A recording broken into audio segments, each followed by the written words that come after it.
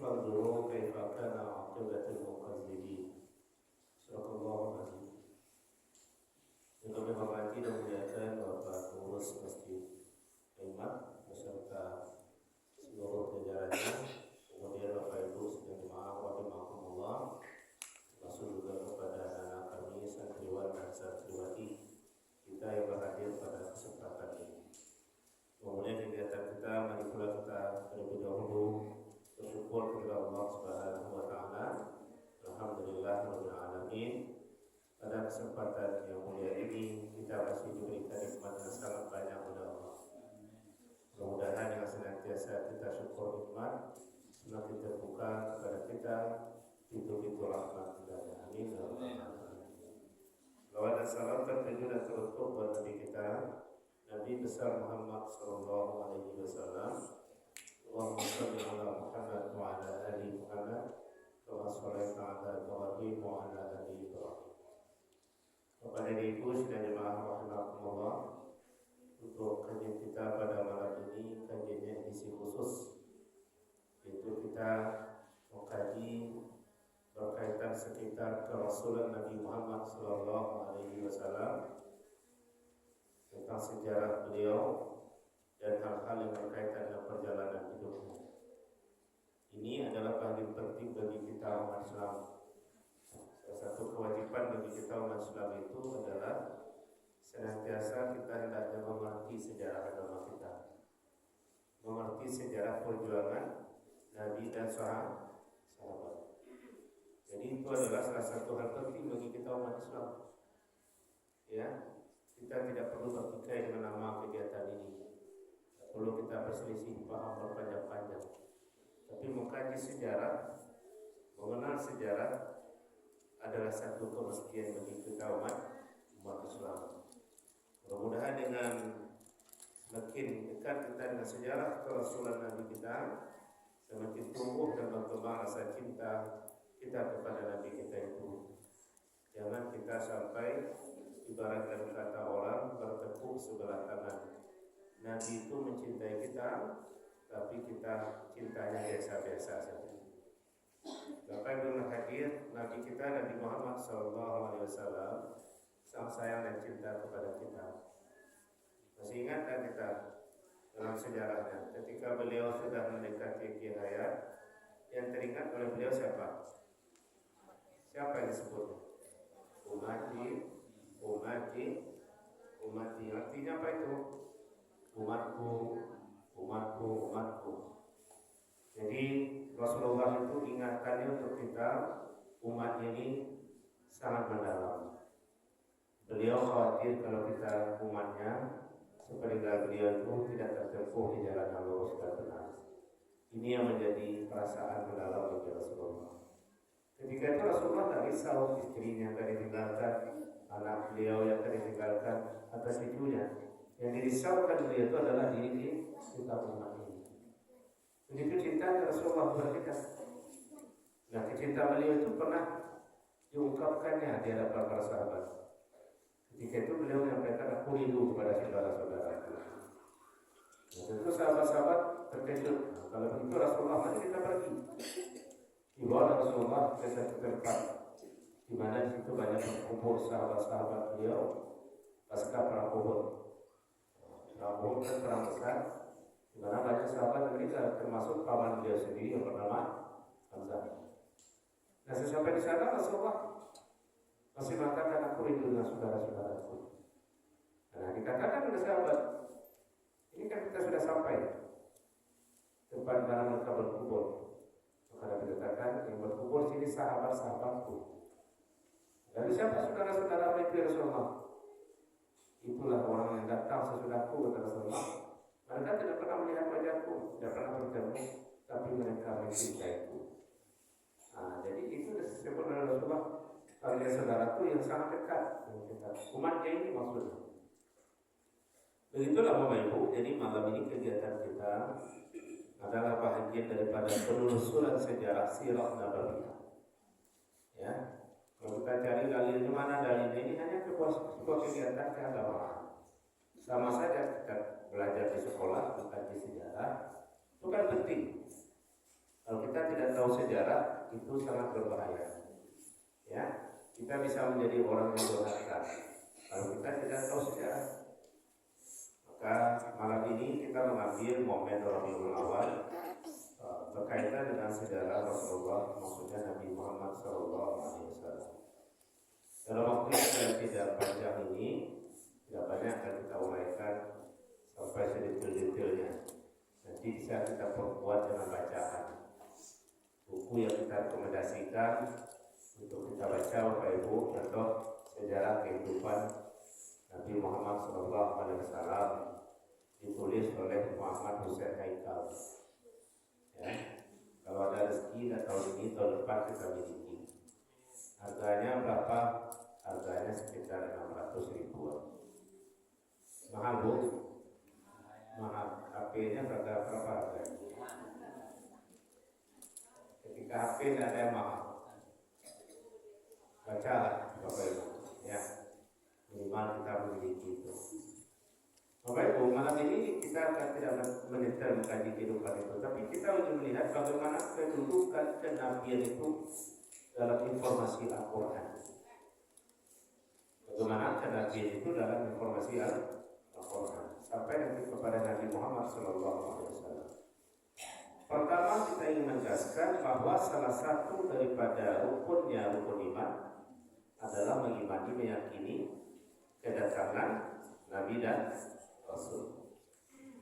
Jadi dari antara rukun iman yang 6 itu salah satunya adalah mengimani, membenarkan bahwa memang ada Nabi dan Rasul yang dikirim oleh Allah Subhanahu wa Ta'ala. Jangan ragu dengan ini, Bang. Kalaupun Nabi dan Rasul itu tidak berjumpa dengan kita, tapi sebagai bagian keimanan kita wajib mengimani keberadaannya. Jangan sampai kita tolak. Itu maksudnya adalah iman kepada Nabi dan Rasul. Berkaitan dengan Nabi dan Rasul, pertama kita ingin mengatakan Bapak Ibu bahwa Nabi dan Rasul itu adalah manusia pilihan, hamba Allah yang terpilih. Karena hamba Allah yang terpilih, maka Allah lah yang menetapkan siapa hambanya yang akan menjadi Nabi, siapa yang menjadi Rasul. Jadi bukan diri seseorang itu yang mengatakan, yang menjadikan dirinya menjadi Nabi dan Rasul, tidak. Tapi Allah yang memilih siapa orang. Dan para Nabi dan Rasul yang dipilih Allah itu adalah hamba Allah yang istimewa, ditinggikan derajatnya, dilebihkan dia mereka memiliki sesuatu yang tidak kita miliki. Apa namanya? Di antaranya adalah kesucian jiwa yang luar biasa, yang memiliki kekuatan hak dan quds. Hak itu sangat suci, quds itu sangat suci, dan hak itu sangat kuat. Jadi kekuatan jiwa Nabi itulah dan Rasul itulah, maka Nabi dan Rasul bisa berkomunikasi langsung dengan Allah dan malaikat Jibril. Kekuatan jiwa itu pula lah, rohani itu pula lah, maka Nabi dan Rasul itu bisa menerima wahyu. Ya, kan dikatakan kalau seandainya wahyu Al-Quran itu diturunkan ke gunung, kemana? Hancur kan? Nah, tapi kejiwaan Nabi Muhammad SAW tidak, karena sudah dilebihkan itu pada dirinya. Kita tidak bisa begitu. Ya, maka Nabi bisa berkomunikasi langsung dengan Allah, dengan para malaikatnya, karena memang diberikan keistimewaan oleh Allah Subhanahu wa Ta'ala. Kemudian yang pertama kita ingin sampaikan dari kajian kita malam ini, pertama surat yang ke-16, surat An-Nahl. Ya. Ayat yang 36 tadi sudah kita bacakan. Bahwa di situ Allah berfirman, sungguh telah kami utus pada setiap umat itu Rasul. Apa tugasnya? Mereka mengatakan untuk menyembah Allah dan menjauhi tagut. Jadi setiap umat itu tidak saja umat Nabi Muhammad SAW, tidak sekedar itu, setiap kaum, setiap masa, setiap umat itu dikirim oleh Allah Rasul. Apa itu artinya Rasul? Utusan yang membawa risalah, itu makanya disebut Rasul. Jadi setiap kaum, setiap umat itu dikatakan di sini kan dikatakan Allah 14 nafi kulli umat, jelas pada setiap umat itu dikirim oleh Allah Rasul. Maka semenjak Nabi Adam terus setiap umat itu ada Nabi dan Rasul. Nah, Rasul yang wajib kita ketahui ada berapa? 25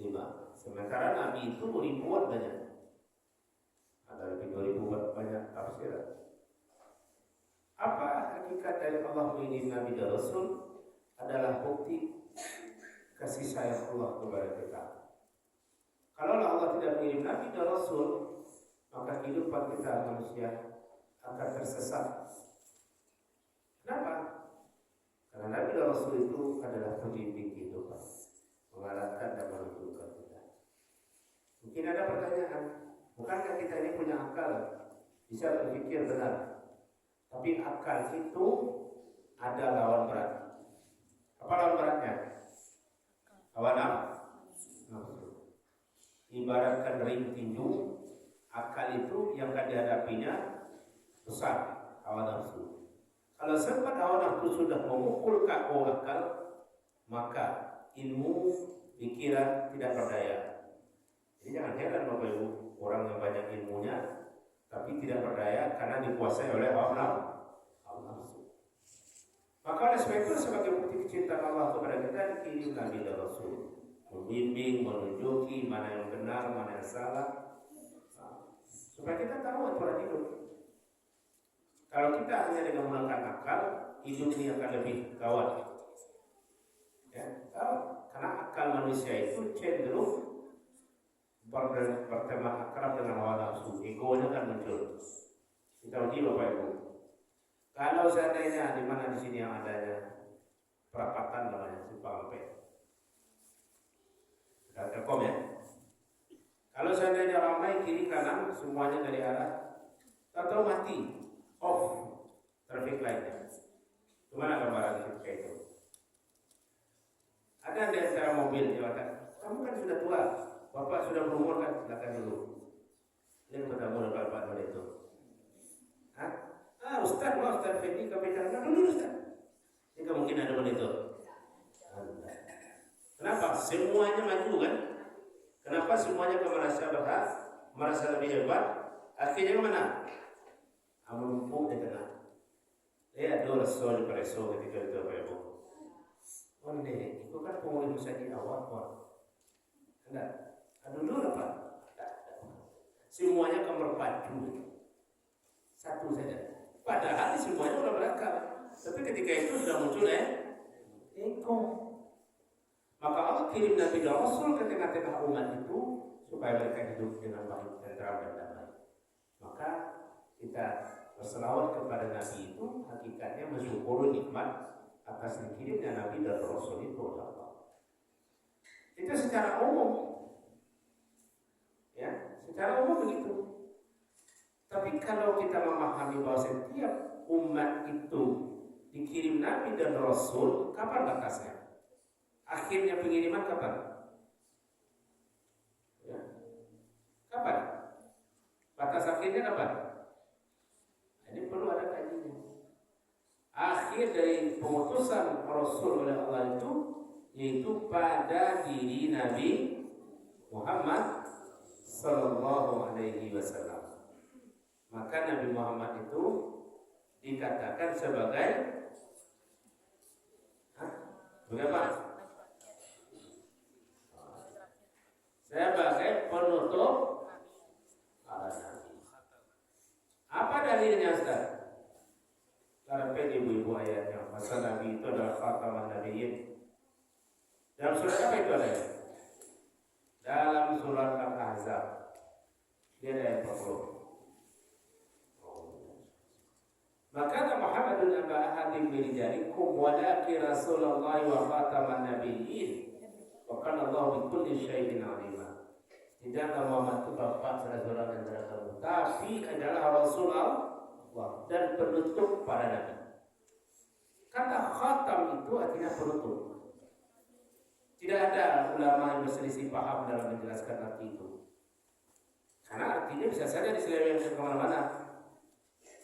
Nabi Sulaiman itu punya khatam Sulaiman. Saya buku bertulis dalam bahasa Arab. Khatam Sulaiman. Khatam itu artinya apa? Cincin yang langsung jadi stempel. Tapi khatam maksud dalam ayat surah Al-Ahzab tadi penutup. Apa pengertian di khataman Nabi itu? Penutup para Nabi itu maksudnya apa itu artinya? Maksudnya apa?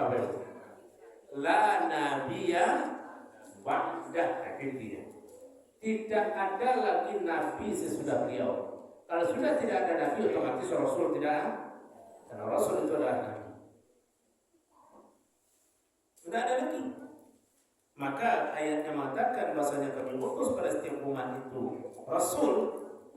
Pengutusan oleh Allah itu berakhir pada kenabian Nabi Muhammad sallallahu alaihi wasallam.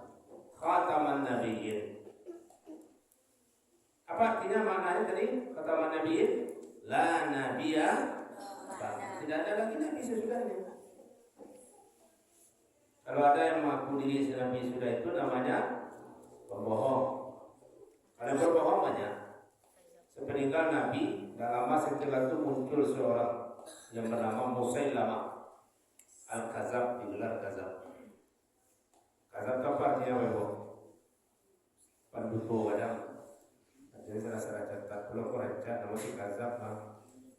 Nah dulu dekat Cikulirang sekitar lalu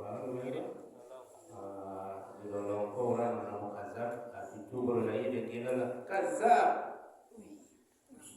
Artinya untuk gadang.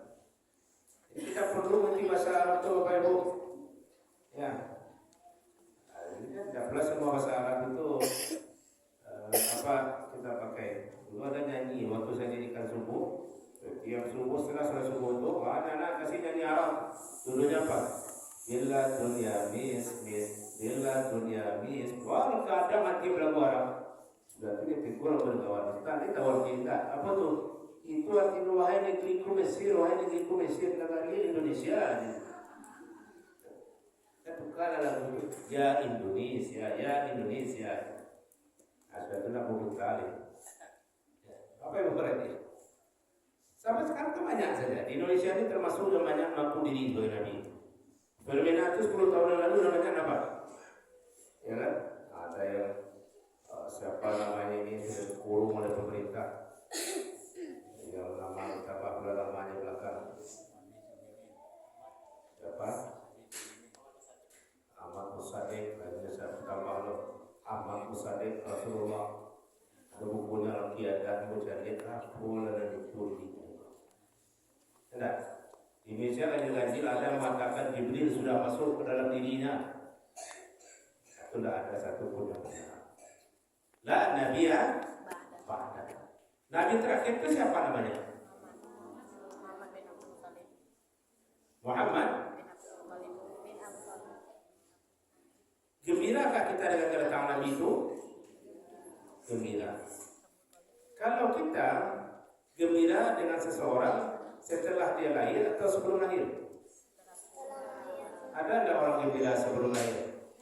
Ada, tapi kamu belum jelas, belum tahu kan kita berbuat siapa. Nabi kita sebelum dia lahir, sekian abad sebelum kelahirannya itu sudah ada kaum yang merasa gembira dengan kehadirannya. Makanya sebelum beliau lahir, maka umat-umat terdahulu itu sudah merasakan kegembiraan akan kehadirannya. Karena sudah ada isyarat dari Allah kepada nabi-nabi sebelumnya, baik Nabi Musa, Nabi Isa, akan ada nanti sepeninggal mereka itu nabi terakhir. Nah, kita lihat Bapak Ibu, surat As-Saff ayat 6.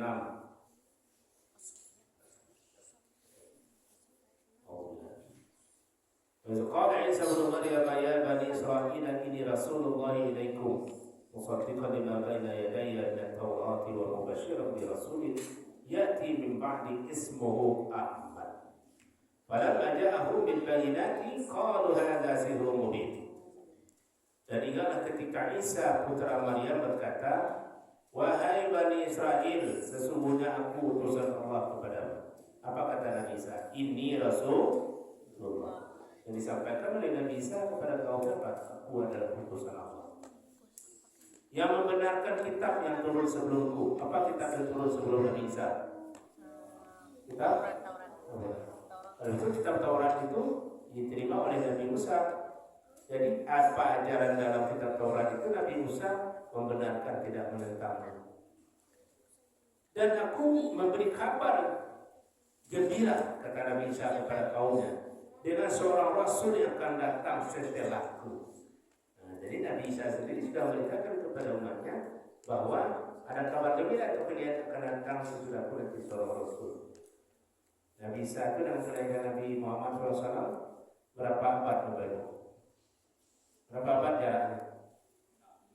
6 abad. Nah, tentu kita lihat Nabi kita lahir pada tahun, coba jawab kalau betul. Nah, bila berapa? Bila Nabi lahir apa lagi Nabi Al-Zuhur? Masehinya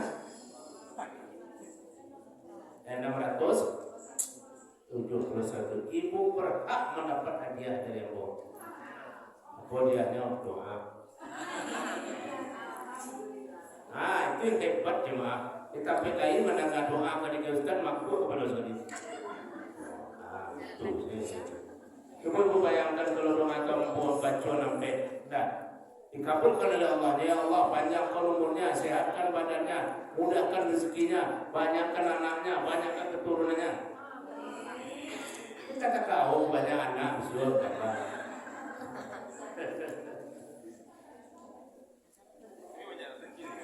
Banyak sakit, hati muda sakit jaminan di bawah jadi Bapak Ibu berarti.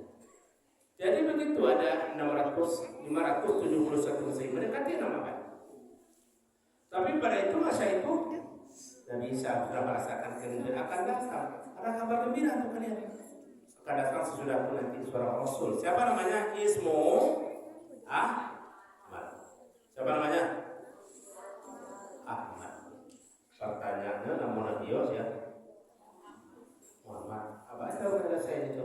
Kata Nabi Isa Ibu Ahmad anak hadir Muhammad. Kamu menyelesaikan coba mana benar?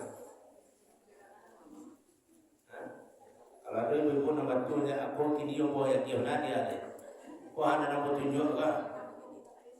Nama tunjuknya dia nya. Kau jadi kau nama berapa? Jadi Nabi Ibrahim itu pernah mengicu Namrud jutaan itu.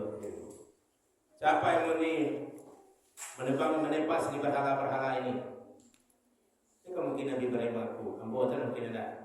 Tapi dia mungkin Nabi Ibrahim betul. Enggak. Kecilnya. Tanya saya kadang-kadang tu aja. Nanti Namrud kan kurang pengetahuan kita. Enggak. Raju sana ini pengetahuan kurang. Betul Ibrahim tu. Tangguhnya. Yang lain jadi kembali, tapi Nabi Ibrahim itu menunjuk nama. Tanya kadang-kadang ni. Kok kembali tanya. Ada Namrud tu kau ni jadi. Abi pun tadi mencari nama ni. Kau tu kau. Amerika tu ya. Bukan sama aja Namrud dah, bukan itu nama kasih. Bapak Ibu beradik, apa menyelesaikan itu? Kalau selesai ke jiwa. Yang panjang-panjang mana Ustaz? Itu selesai. Kan Nabi namanya Nabi Muhammad SAW. Tapi ayat mengatakan namanya siapa? Begini saja. Ayat Al-Quran itu dijelaskan oleh hadis Nabi. Ya. Jadi fungsi hadis itu tafsiri, tabir, mengurai, merinci dan menjelaskan. Dalam satu hadis riwayat hadis Rasulullah mengatakan, li khamsah asma. Ambo punya 5 nama. Satu sebut ana Muhammad, ana Ahmad, ana Al-Mahdi, ana Al-Hashir, ana Al-Aqib. Ambo 5 nama macam Nabi. Satu Muhammad, yang kedua Ahmad, yang ketiga Al-Mahdi. Al-Mahdi itu apa artinya? Yang menghapuskan. Apa artinya? Menghapuskan kekufuran dengan kedatanganku. Anak Al-Hashir, kasih takut tapi berhimpun karena manusia nanti akan mengejarku, berhimpun di dekatku. Kan kita kepada Rasulullah kan? Kita akan mencari ini beliau itu berhimpun. Anak Al-Mahdi. Kalau begitu, Ahmad itu salah namanya? Tidak. Nabi mengatakan nama itu. Tapi di antara 5 itu nanti dipakaikan di Nabi, di keluarganya dari kita adalah Muhammad. Jadi tidak ada pertentangannya. Dan dengan nama itu pula lah beliau bersyahadat. Asyhadu an la ilaha illallah wa asyhadu anna Muhammad. Kalau begitu itulah namanya yang dipakai. Ya, namanya yang dipakai. Dan dengan itu kita bersyahadat. Dan di dalam Al-Quran nama yang paling disebut terus-menerus itu Muhammad. Ahmad itu aja satu tadi. Jadi kalau begitu tidak terjadi pertentangan. Mana yang kita sebut, mana yang kita panggil? Panggillah nama di mana Nabi menyebut namanya itu Muhammad. Karena makna Muhammad jauh lebih dalam daripada Ahmad. Ya, lebih agung. Nah, ya. Surat apa tadi tuan Ustaz contoh? Hah? Kudur, dia ada pen. Asapin, ada pen terus. Apa ini dulu Ustaz makan-makan? Bawa cabai buat tadi. Sebab ada cara makan berkah. Lalu makan berkah. Bapak Ibu hadirin, itu Nabi Allah. Lalu kedatangan beliau, apa tugasnya? Tugas beliau lihat pula di dalam surah Al-Baqarah 119. Inna arsalnaka bil haqqi basyiran wa nadhira wa la tus'alu an ashabil jahim. Sesungguhnya kami telah mengutus engkau Muhammad dengan benar kebenaran. Tugas apa? Pembawa berita gembira dan pemberi peringatan. Dan kamu tidak akan ditanya nanti tentang penghuni neraka jahim. Apa tugas Nabi itu? Memberi kabar gembira tentang kebaikan di dunia dan akhirat dan memberi peringatan. Itu tugas Nabi. Ya. Tugas Nabi kita. Dan Allah katakan kamu tidak diminta pertanggungjawaban nanti. Kalau ada mereka yang tidak patuh, tidak mematuhi, tidak mengikuti, kamu tidak patuh. Karena tugas Nabi itu hanya memberi peringatan kepada kita. Terpulang lagi kepada kita. Ya, terpulang lagi kepada kita. Itu tugasnya Bapak Ibu. Ya. Tugas dari Nabi itu adalah seperti itu. Kemudian pemberitaan Al-Quran, kehadiran Nabi itu sebagai apa di hadapan umatnya? Ternyata Nabi itu diutus oleh Allah, maksudnya Nabi Muhammad SAW, sebagai rahmat bagi kita. Dia surah Fatihah 9. Wa ma arsalnaka illa rahmatan lil alamin. Tidaklah kami utus engkau Muhammad kecuali sebagai rahmat bagi sekalian alam.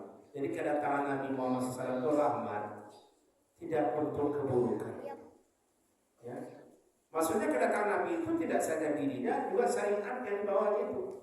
Ajaran yang dibawa oleh Nabi itu, baik akidah syariat itu rahmat, rahmat bagi kita. Tidak ada dari syariat Islam itu yang merugikan kita, yang mencederai kita. Semuanya rahmat. Cuman kadang-kadang hati ini yang tidak terbuka untuk menerima kebenaran. Ya. Coba Bapak Ibu sebutkan, ada nggak satu dari ajaran Islam itu yang tidak mengandung rahmat?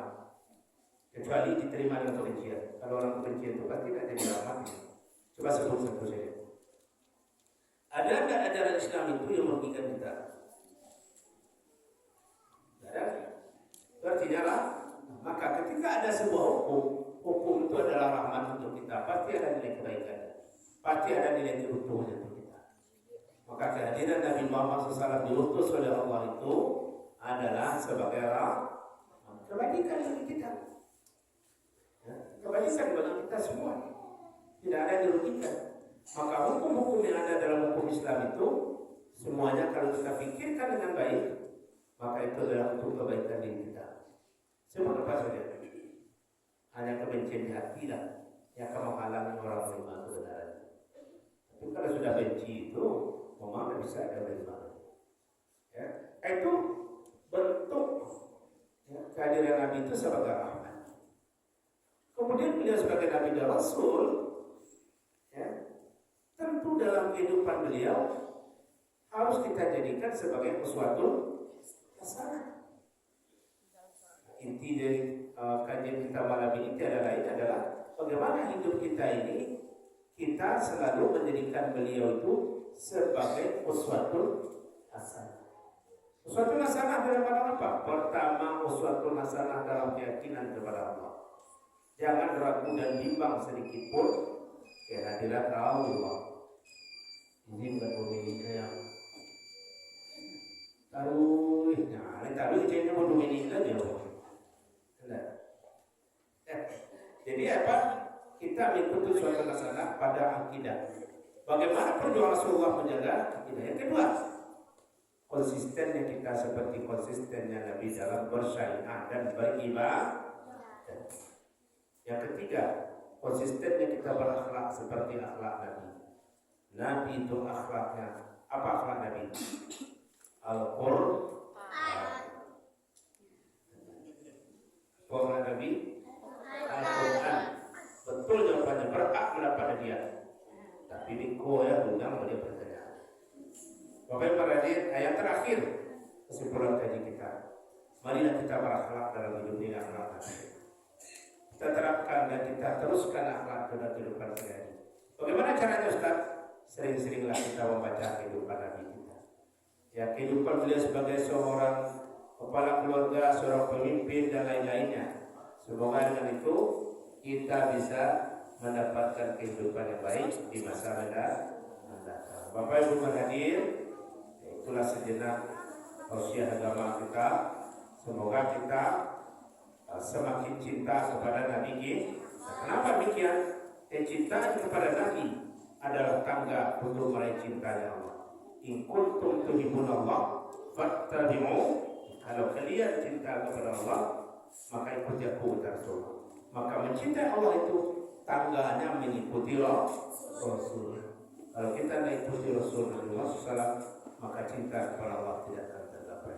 Demikian Bapak Ibu, semoga kita menjadi orang-orang yang meneladani kehidupan Nabi dan Nabi Muhammad Sallallahu Alaihi Wasallam. Perbanyak kita baca. Mudah-mudahan ada program di masjid kita ini, ada corner namanya sudut pojok yang berisikan buku-buku sejarah kehidupan Nabi.